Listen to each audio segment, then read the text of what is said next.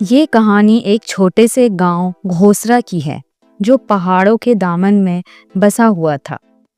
गांव में अमन था, लेकिन एक चीज ऐसी थी जिससे सब डरते थे। वो था गांव से बाहर वाक़ा एक पुराना कुआं।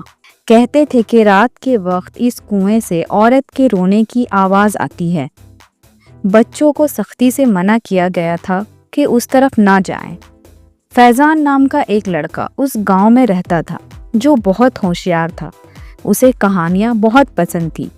जब उसने कुएं की कहानी सुनी तो दिल में तय कर लिया कि इस रात से पर्दा उठा कर रहेगा।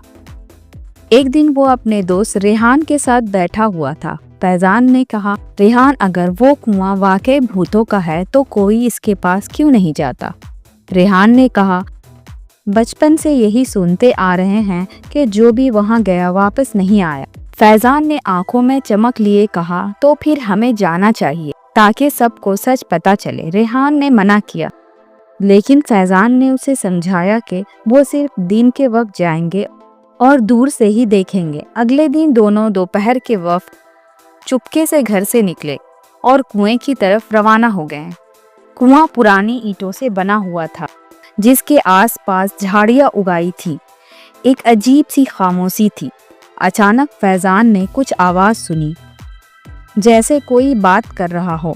फैजान ने रेहान से कहा, तुमने कुछ सुना? रेहान ने डरते हुए कहा, हाँ, चलो वापस चलते हैं, मुझे डर लग रहा है। मगर फैजान ने कहा, नहीं, एक मिनट, कुएं में झांक कर देखते हैं, फिर चलेंगे। वो कुएं के पास गए। अंदर झांका तो अंधेरा के सिवा कुछ नजर नहीं आया। फैजान ने एक कंकर लेकर नीचे फेंका, लेकिन आवाज नहीं आई। अचानक एक ठंडी हवा चली और दोनों लड़कों को ऐसा लगा जैसे किसी ने इनके कंधों पर हाथ रखा हो। डर के मारे वो दोनों दौड़ पड़े। मुड़कर देखा तो एक औरत दिखाई दी जो सफेद कपड़े पहने हुए थी। इसके लंबे बाल और लाल आंखें थी। दोनों लड़के डर के और तेज भागे और हाँफते हुए घर पहुंचे, लेकिन किसी को कुछ नहीं बताया। इसी रात फैजान ने ख्वाब देखा कि वह कुएं के पास खड़ा है और वही औरत उसे पुकार रही थी, मुझे आज़ाद करो, मेरे साथ इंसाफ करो। अगली सुबह फैजान बहुत परेशान था। उसने ये ख्वाब रेहान को बताया। रेहान ने कहा, लगता है उस औरत को मदद की ज़रूरत है, हमें उस औरत की मदद करनी चाहिए। फैजान ने फैसला किया कि वो गांव के बुजुर्ग के पास जाएंगे जो पुरानी सब कहानियां जानते हैं। वो एक गांव के बुजुर्ग के पास गया जो बाबा असमत के नाम से मशहूर थे और उनको सब कुछ बताया। बाबा असमत ने गहरी सांस ली और कहा, ये कुआं एक ज़माने में एक लड़की की कब्र बन चुका था। उसके साथ जुल्म हुआ था।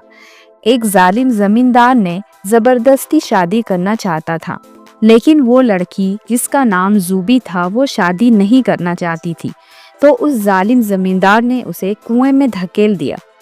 तब से उस लड़की की रूह भटक रही है। फैजान ने पूछा, क्या हम उसे आज़ाद करवा सकते हैं?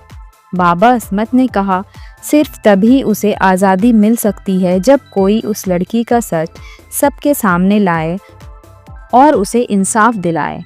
फैजान और रेहान ने जूबी की कहानी का सच जानने के लिए पुराने रिकॉर्ड ढूंढने शुरू किए।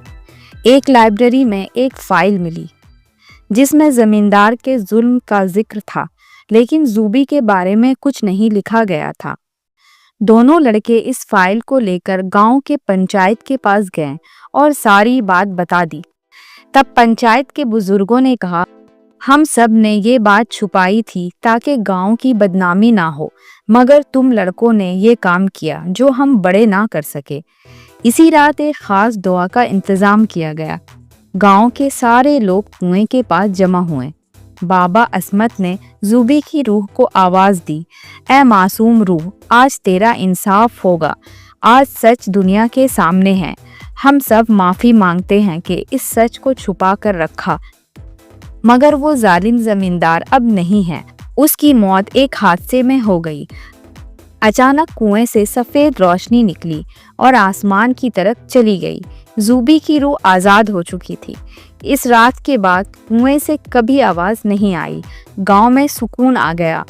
فیضان اور ریحان گاؤں کے ہیرو بن گئے۔ فیضان نے ایک کہانی لکھی، پرانا کنواں، اور اس میں اس لڑکی کی ساری سچائی لکھی جو اسکول کے میگزین میں چھپی۔ بچوں، ہمیں یہ کہانی سکھاتی ہے کہ سچائی ہمیشہ سامنے آتی ہے، ظلم کا انجام ہمیشہ برا ہی ہوتا ہے۔